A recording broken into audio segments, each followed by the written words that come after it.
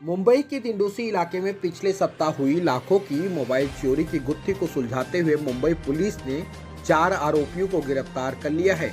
इस मामले में चौंकाने वाली बात यह है कि इस वारदात के मास्टरमाइंड ने चोरी को अंजाम देने के बाद अपनी पहचान छुपाने और पुलिस से बचने के लिए बकायदा अपनी दाढ़ी को क्लीन शेव करा दिया था, लेकिन चोरी के इस्तेमाल किए गए ऑटो ने उसे सलाखों के पीछे पहुंचा दिया। मुंबई पुलिस से मिली जानकारी के मुताबिक 22 सितंबर की सुबह सतीश कुमार नामक शख्स ने स्थित उसकी दुकान से लाखों के मोबाइल चोरी हो गए हैं, ऐसी जानकारी दिंडोशी पुलिस को दी। इस जानकारी के मिलने के बाद जांच शुरू की तो पाया कि चोर दुकान में लगे सीसीटीवी डीवीआर भी उठा ले गए हैं। इसके बाद पुलिस ने सड़क पर लगे 50 से 60 कैमरों को खंगाला तो उसमें एक ऑटो और बुलेट साथ ही जाते हुए कई जगहों पर नजर आए। ऑटो का नंबर आधा ही नजर आ रहा था, लेकिन शक के आधार पर जब उस ऑटो के मालिक का पता चला, पूरी वारदात का पर्दाफाश हो गया। ऑटो मालिक से मिली जानकारी और मोबाइल लोकेशन के आधार पर मुख्य आरोपी महेंद्र कुमार तक पहुंच गई और उसे गिरफ्तार कर लिया। पूछताछ में उसकी निशानदेही पर बाकी के 3 आरोपियों मयूर खेरे, रमेश पोरवाल और सोनू को भी पुलिस ने गिरफ्तार कर लिया और उनके पास से 167 मोबाइल जिसकी कीमत 35 लाख के करीब है, उसे भी बरामद कर लिया गया। पुलिस के मुताबिक वारदात को अंजाम देने से पहले आरोपियों ने बाकायदा उसकी रैकी की थी। इसी रैकी के दौरान उन्हें पता चला था कि दुकान में सेंट्रल लॉक सिस्टम नहीं है और इसलिए उन्होंने इसे अपना टारगेट बनाया। वारदात को अंजाम देने के बाद चोरी मोबाइल के आपस में बांटने वाले थे और फिर उसे बेचने की योजना थी। इनकी मोडस ऑपरेंडिस यह थी कि वारदात को अंजाम देने के बाद यह उस शहर को छोड़ दूसरे शहर में भाग जाते थे। गिरफ्तार आरोपियों के खिलाफ अलग अलग पुलिस स्टेशनों में चोरी, एक्सीडेंट सहित कई अन्य मामले भी दर्ज हैं।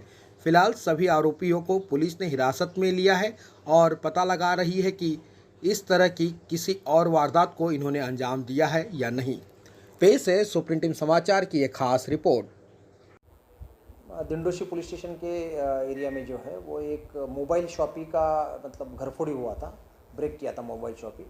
वो नाइट का हाउस ब्रेकिंग है, उसमें अप्रॉक्सीमेटली 167 मोबाइल जो है वो चोरी हो गए थे।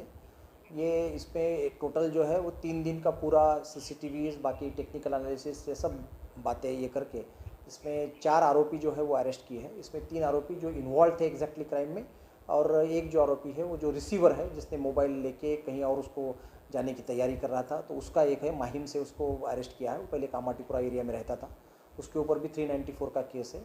बाकी जो 3 आरोपी है उसमें से एक के ऊपर एक्सीडेंट के केस है, बाकी लोगों के ऊपर 394, 399 ऐसे केसेस है। तो एक आरोपी इसमें जो मेन सूत्रधार था महेंद्र मेघवाल, वो पुणे से उसको अरेस्ट किया है। और बाकी 167 मोबाइल जो है वो अप्रोक्सीमेटली 35 लाख रुपीज़ उसका टोटल वैल्यू है, तो वो सब 100% रिकवर किया है।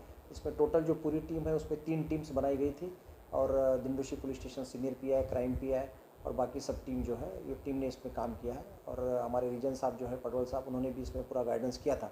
तो ये सब अकॉर्डिंगली इसका पूरा डिटेक्शन जो हुआ है।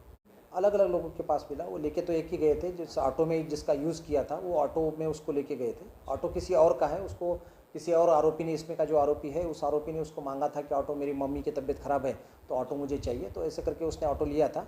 बट ऑटो किसी अलग का है और ये यूज़ किसी और ने किया।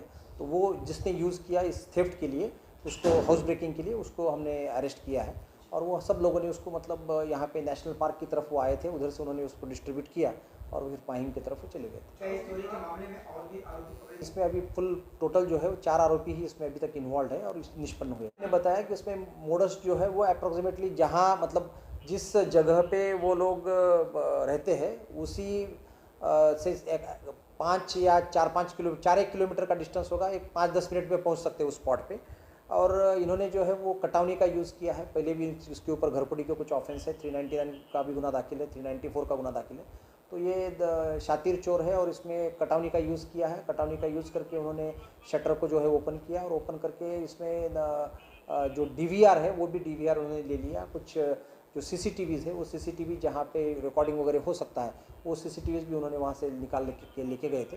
बट जितने भी रोड का हमने कुछ सीसीटीवीज़ का जायज़ा किया, उसमें से कुछ हमको इन्फॉर्मेशन मिला और वो अकॉर्डिंगली ये ऑफेंस जो है वो डिटेक्ट। इसमें जो है वो एक ऑटो का यूज़ किया था, उसके बाद बुलेट का यूज़ किया था। ये जो रमेश पोरवाल है उसका खुद का बुलेट है, उसने बुलेट का यूज़ किया था जो गाइड करने के लिए, दिखाने के लिए जगह कौन सी है क्या है। ऑटो का यूज़ किया गया था, ऑटो किसी दूसरे का है, तो ऑटो मालिक को आइडेंटिफाई करने के बाद ही पूरा उसमें आगे हम जा सके। ऑटो मालिक को आइडेंटिफाई करने के लिए हमने कहीं टेक्निकल एनालिसिस का यूज़ किया, कहीं जगह का हमने फुटेज निकाला, तो उसमें से आइडेंटिफाई करके हम एक्यूज़ तक पहुंच गए। और जैसे ही एक एक्यूज़ मिला हमको, तो उसमें से चेन जो है वो चेन हमको आगे की मिल गई।